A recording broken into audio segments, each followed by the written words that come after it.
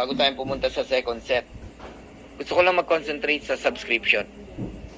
Pag-usapan natin.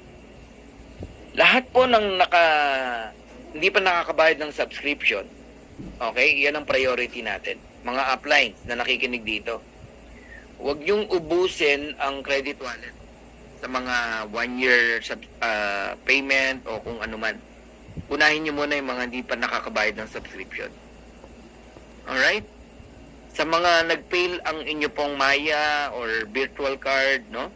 Mag-deposit lang kayo sa mga uplines nyo. 580 pesos. Send your ID, then bayaran natin yung subscription. Ganun po ang gagawin natin. Okay? Mag-alagaan tayo sa isa't isa. Huwag niyong hayaan na may nalalaglag, may nawawala na mga kapamilya natin. No? Kawawa eh.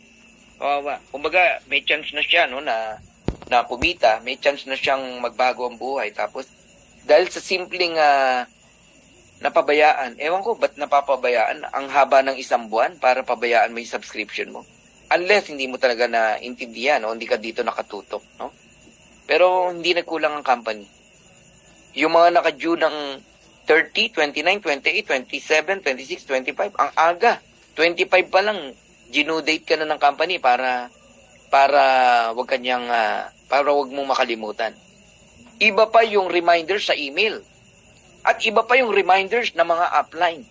Kaya ikaw na lang talaga may problema pagka hindi mo binayaran yung subscription mo.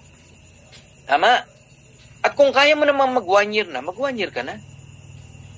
Hindi ko maintindihan. Dati nag-join ka sa isang company, 30,000, 15,000. Oh, entry fee. Ngayon, eto, 1 year, magkano lang? Sabi mo na, 8,000. Kasama na yung $49.95, 8,000 pesos. Nanginayang ka. Bayad ka na in 1 year. Kubra ka na lang ng kubra, oh. Pagsimula ng 3rd month. Ayan.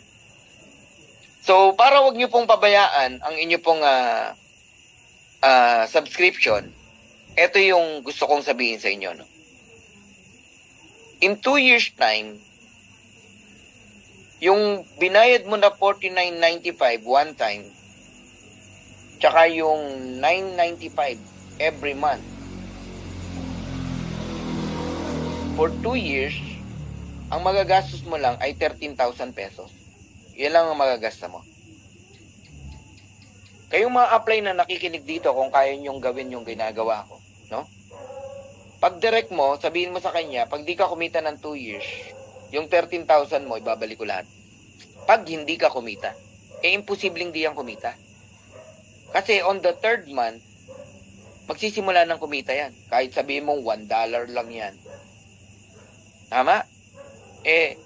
Nadodoble yan eh. Palaki ng palaki yan eh. Oh, on the 4th month. Sige, $2 na lang. Oh. By 2 na lang, sabihin natin. On the 5th month. Pero kalokohan tong ina-example ko. Ha? Imposibleng ganyan yan. Okay, $8. On the 6th month, kung nakikinig ka, $16. Oh, bawi na ba yung $9.95 mo monthly? Ayan oh, $16 na yan eh. Sobra-sobra na yan eh. On the 7th month, magkano ka na? $32. On the 8th month, oh, $64 ka na. On the 9th month, $128 ka na. On the 10th month, $256 ka na. Wala kang ginagawang pag-iimbita ha. Subscription lang tong ginagawa mo. Oh, on 11th month, hindi ko nalaki yan eh. $512 ka na.